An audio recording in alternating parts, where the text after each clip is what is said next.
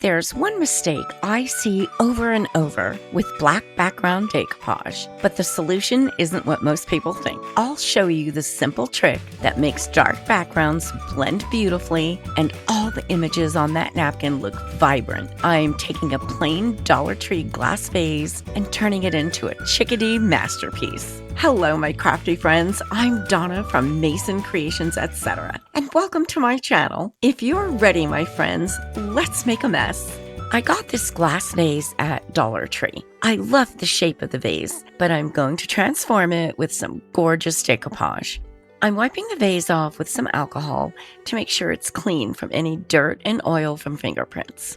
Now I'm going to give the vase a coat of Polyvine multi-surface lacquer. This is a primer to help any paint or decoupage adhere better to the glass.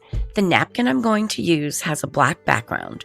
Most people think that you need to paint your piece black because the napkin background is black. That couldn't be farther from the truth. I'm going to show you exactly how to do this and keep your beautiful image clear and vibrant. For best results, I'm going to let this dry overnight. This is the napkin I'm going to decoupage to the vase. It's so beautiful and I want to keep it vibrant. I'm using Dixie Belle chalk paint in the color Caviar to paint the vase a base of black. I know you're thinking, what? Right about now?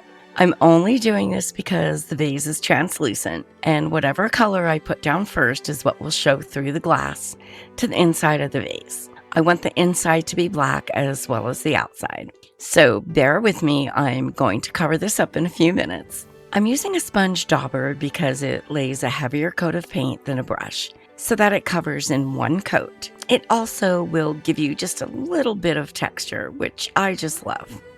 And then I'll let that dry for about an hour.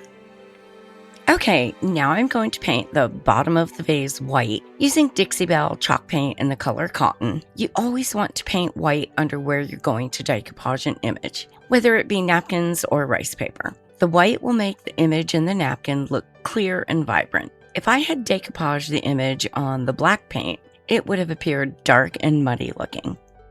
Make sure you stick around. I'm going to show you exactly how to blend the black paint into the napkin over top of the white. And then I'll let that dry for about an hour.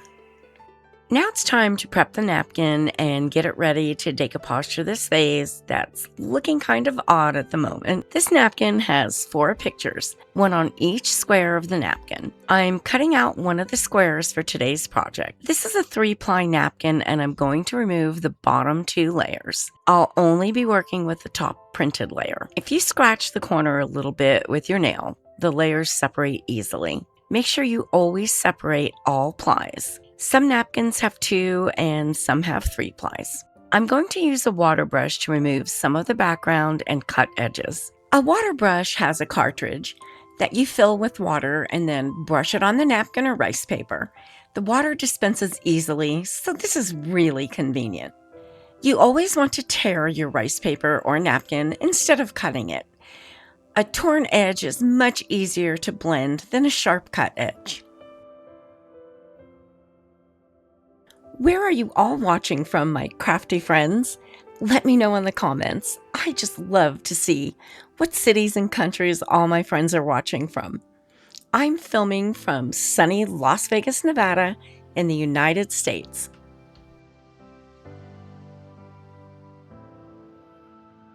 The vase has a curvature at the top, so the napkin won't lay flat in that area unless I make some adjustments. I'm making some vertical tears about 1 inch long at the top of the napkin. I'm making the tears in a natural place between the leaves. These little sections will overlap each other so the napkin will lay flat.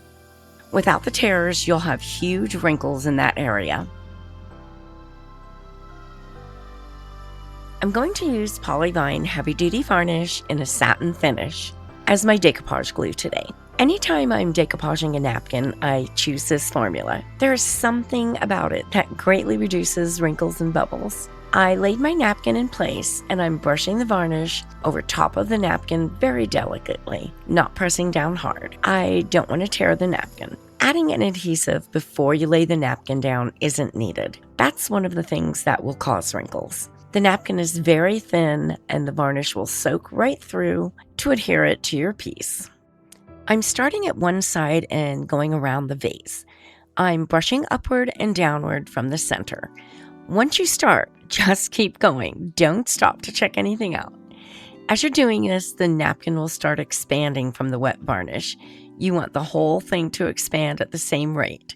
Less wrinkles that way, and that's our goal, my friends. Notice how those torn sections at the neck of the bottle are laying down flat. I'm going to smooth out any bubbles or wrinkles using a cut-up piece of a Ziploc bag. I'm misting it with some water and then laying it on my piece. I'm smoothing the image by pushing a paper towel over the plastic, going from the center outward. The plastic will peel up easily because of the water I sprayed on it.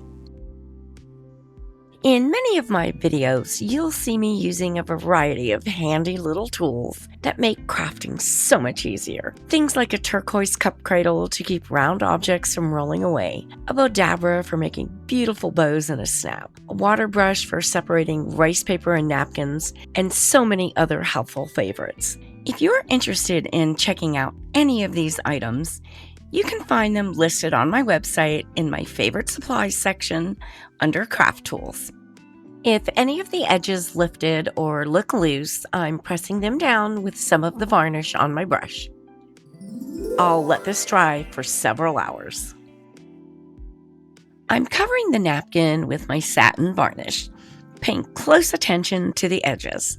Covering the napkin, and especially the edges, with varnish will prevent it from absorbing the paint during the paint blending.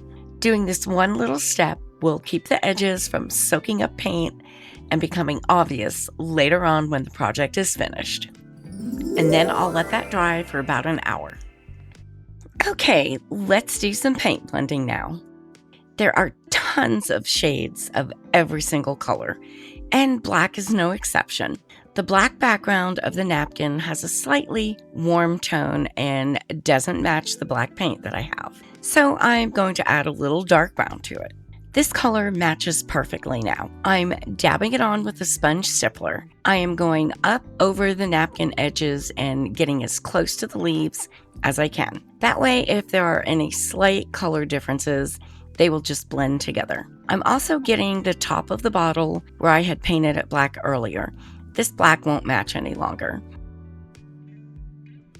I used a brush to get into any tight spots and even closer to the leaves. I went into all the black areas in between the leaves as well. This way, all the black is consistent and matches everywhere. My crafty friend Mojo Knows asked me to show how you would decoupage something with a dark background. Here you go, my friend. This video is for you.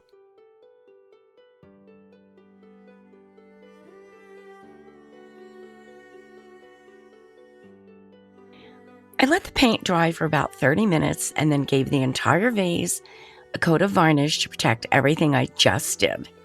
Then I let that dry for about an hour.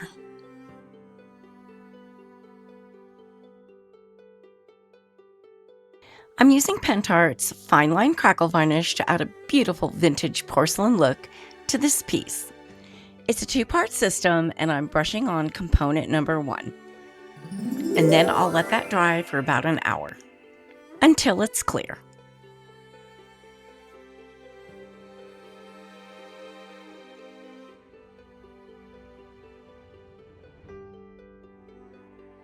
Now that it's dry, I'll brush on component number 2.